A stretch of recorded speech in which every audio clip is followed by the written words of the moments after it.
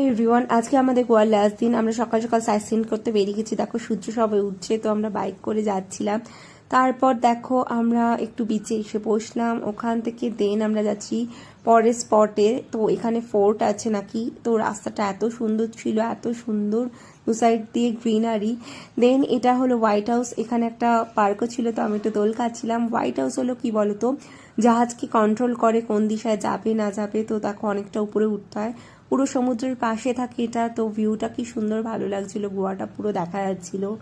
দেন তারপর আমরা white house থেকে বেরিয়ে দেন আমরা পরের ডেস্টিনেশন হলো আমাদের ফোর্ট, একদম পাশেই ছিল। আর ফোর্টটাও কি বলতো পুরো সমুদ্রের পাশে।